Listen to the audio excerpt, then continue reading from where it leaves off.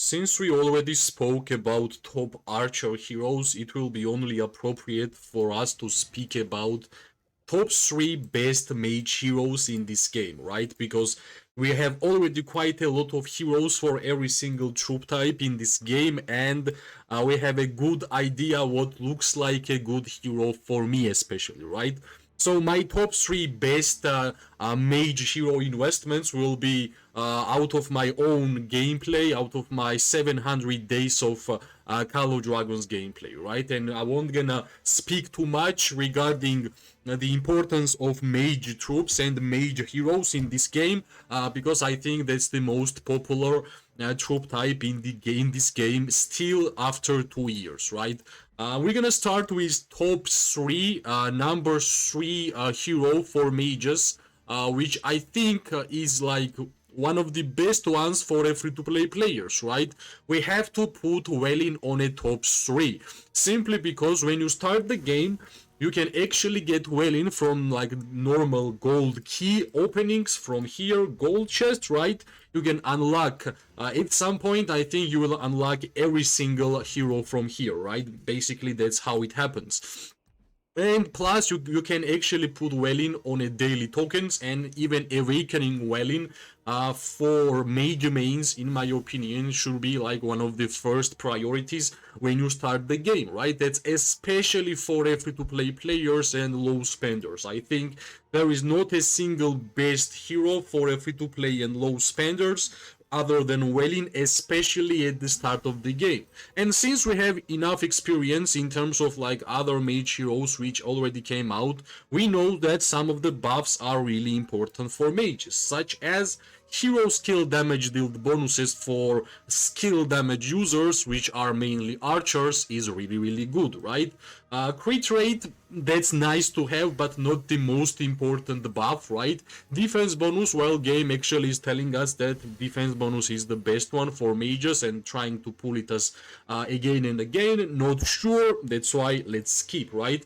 Magic defense reduction is one of the most unique skills for mages, so you won't gonna see a lot of magic damage reduction on other heroes. And yeah, March speed reduction is generally a normal thing for control heroes, right? Not only for mages, but other ones also. When you're gonna awaken Welin, well, basically 400 free damage, which is nice because there is a lot of heroes which is getting 200 more damage with awakening skills. So that's even better than we're gonna compare to something else, right? Let's speak about Welin and hero pairs which you can actually work with. As I said, free-to-play low spender.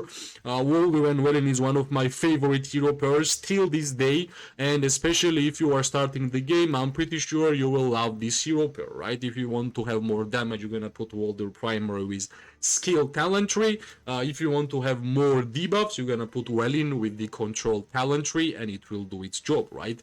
If you are more pay player, which means you are spending your money in the game, not like a low spender, but even more, then I think Lilia and Welin is still one of the best hero pairs in the game, actually, like just purely to get damage and purely to get merits whenever there is a big war, right? So there is another hero pair for Welin, which is Lilia at the start of the game. Basically there is another one which is Welin and Thea, right? You of course won't gonna do too much damage, but it will be enough for you to get quite a good enough of merits, especially at the start of the game. So basically I think investing your tokens and investing your daily 1 token for Welin in order for you to awaken him as fast as possible is really good idea, right? And for the artifacts, well, there is one obvious choices, like such as Phoenix Eye. I think one of the most free-to-play friendly artifacts.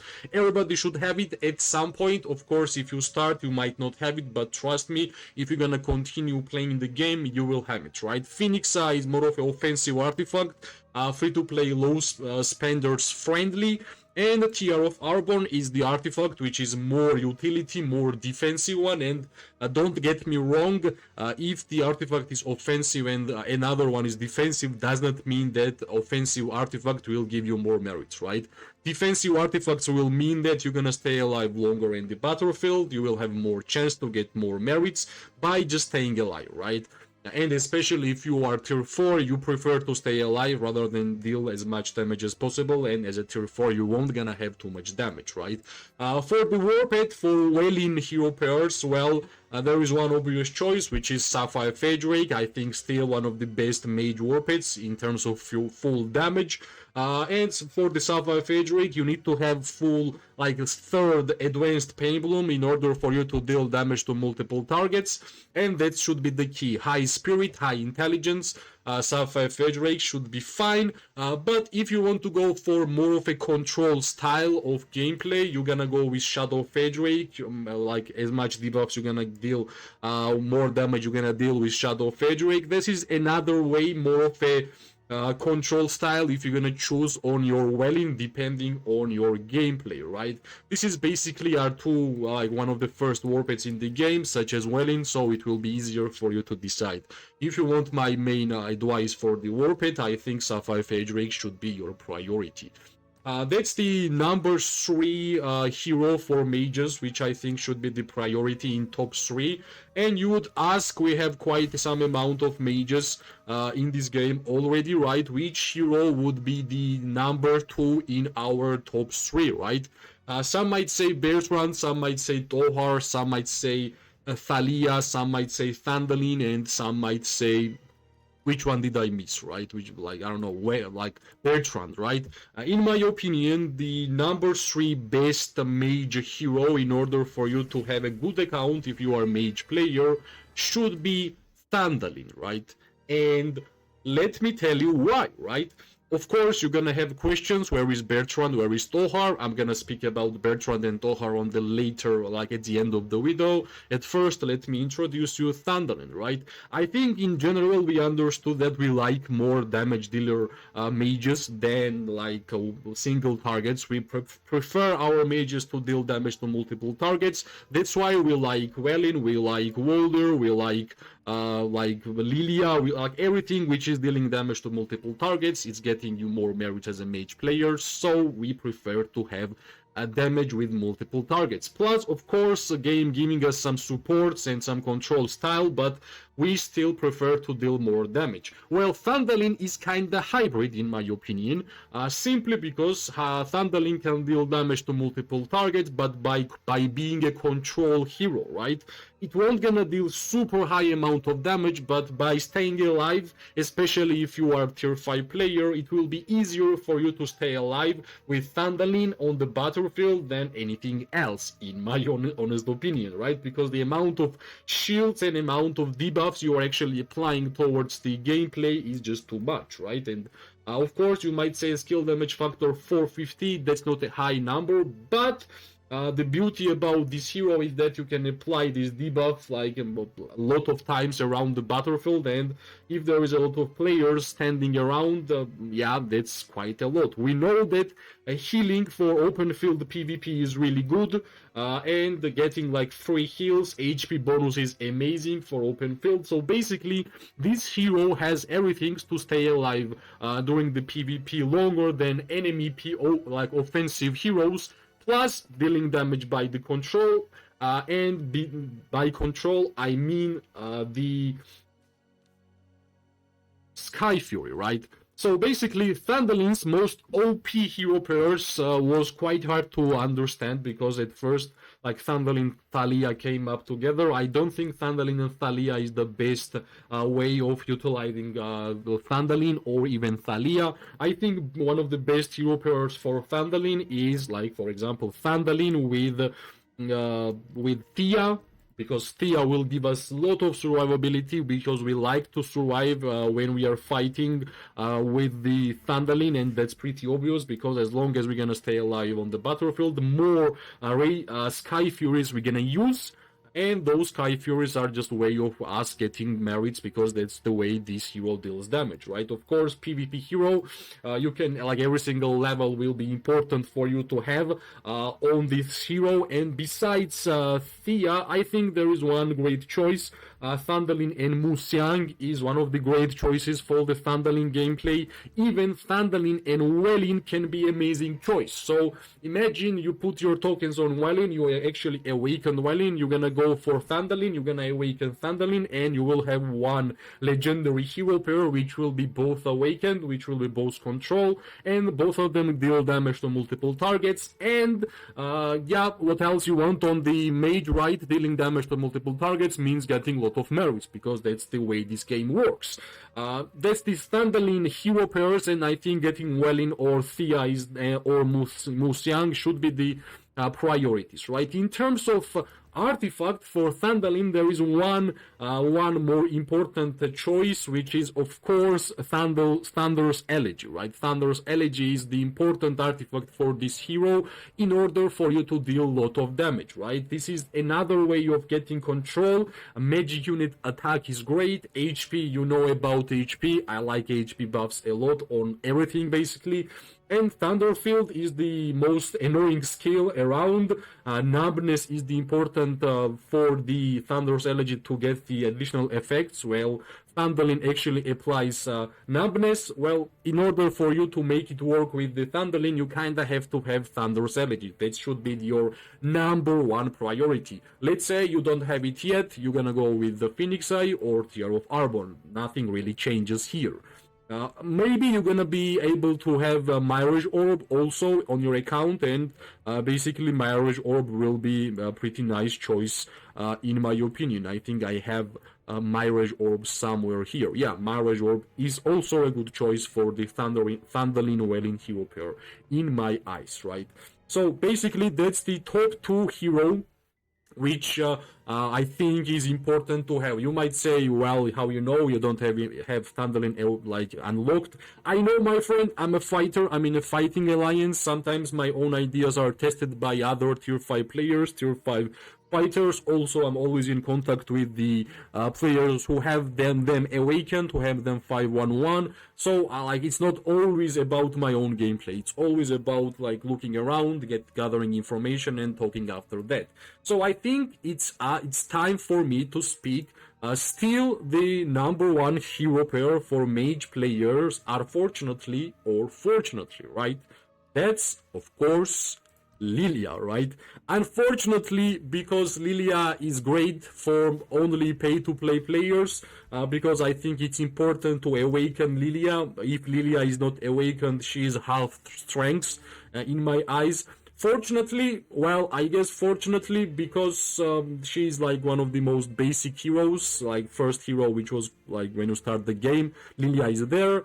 And she is still the best one, right? If you want to deal damage, if you want to be scary on the battlefield, no matter how many mage heroes you unlocked, how many mage heroes you have awakened, Lilia is still the number one hero, in my opinion, in terms of open field PvP in this game, right? And one of the main tips, if you are not going to plan to awaken Lilia, it's not even worth it to have 5-1-1-1, because I think Lilia's most important strengths unlocks when she is awakened and when she can apply Scorch to 2 nearby legions, which is the most OP stuff in general. I think Scorch is really good since you have this hero, and it's basically tested, right? It's basically tested why Lilia is OP. Ask anybody, if it's not top 1 for them, top 3, basically she will be always there. The hero pairs for the Lilia, and Lilia will always be primary because of the skill talent tree. And basically the hero pairs for Lilia is really simple. Lilia with Thea is one of the most OP hero pairs till this day. Thea will give a lot of buffs, a lot of survivability, and Lilia will do only thing what she can do best, that's dealing damage, right? Lilia and Thea should be the most OP one. If you don't want to use Thea on Lilia, you can always go Lilia and Welling. And then, yeah, basically you can even go Lilia and the Musyang. That's the heroes which I think she works perfectly well, and if you have any of those and you have awakened Lilia, congratulations, you are going to have a lot of merits. In terms of artifact, there is one obvious choice, which is the Infernal Flame, the artifact which requires you to apply to enemy Scorch. and the only hero which applies Scorch is Lilia, which means this artifact is like exclusively perfect for her. If you don't have Infernal Flame, well, basically you can go with the Phoenix Eye, you can go with the Mirage Orb, Tear of Arbon, even Thunder's Elegy if you are not having Thundalin in your hero pair, right? For the war pet, well, pretty basic. In my eyes, Sapphire Fade should be the #1 choice. I won't gonna lie, just get Sapphire Fade, get the Pain Bloom last skill, which gonna give the Sapphire ability to deal damage to multiple targets, and that will be good enough. I think you will also get a lot of damage from your Sapphire. If not, yet again, Shadow Fade, even Seraphic Fade should be fine, which I don't have, but remember, that's all about information about this game, right? So yeah, basically that's the #1 hero. Still, like after 700 days and even more gameplay of Call of Dragons, I still believe this hero is still one of the most OP heroes in this game. And yeah, as I promised, what about Bertrand and Tohar, right? Well, in my eyes, I don't really like the single target damage dealer mages. That's my own personal view about Bertrand and Tohar. Tohar is more interesting because he is like actually Garrison hero, but well, I think she's like one of the weakest Garrison heroes in the game. Like only attack bonus when you have 50% units remaining. I don't know how smart it is, how good it is, but I think this is really weak in my eyes, and I like, even if I will look at the Tohar as a Garrison hero, it's like still super weak. Bertrand, well, Bertrand has some use. I think Bertrand is even better than Tohar. Well, what kind of use Bertrand can have? If you want to use Celestials, only like flying unit gameplay, you can pair Bertrand with Thea, put Celestials, Mirage Orb, Shadow Fade Awaken, you can just play only with flyers, right? That can be also a way of utilizing Bertrand, and plus you kinda have to have him awakened, because I generally feel like as a single target damage dealer mage hero, you should be dealing way more damage than Bertrand does. That's why Bertrand or Tohar is not in my top 3, because I think Welen is better than Bertrand and Tohar. Standalin is better than Bertrand and Tohar, and of course Lilia is better than Bertrand and Tohar. What about Thalia? I think Thalia is amazing as a rally hero, and that's it. She is amazing as a rally hero. Maybe in the future some other heroes will come out and we're gonna have some open field pairing for her, but yeah, that's it. I think Thalia for rallying is good enough for me to have like one separate hero for one separate stuff. And of course, I did not forget regarding the most OP hero pair right now in the game. And congratulations to Muxiang, which I have been saying like from the beginning when she introduced that she's the most OP hero. She's the most OP hero. She's the most OP hero. Finally, people are understanding.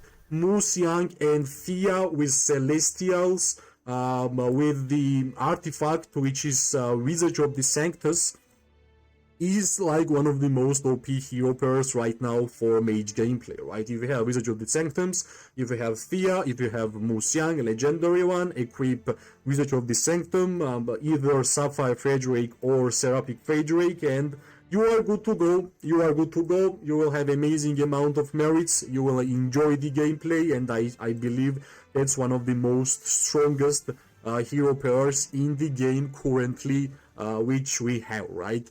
Hopefully it was interesting for you guys to understand my way of thinking about this game. If you liked the video, as always, press like, subscribe, share. It always gives me more and more motivation to make more content for this game. I wish everybody amazing day, morning and night. We are going to see each other really soon. Bye bye and good luck.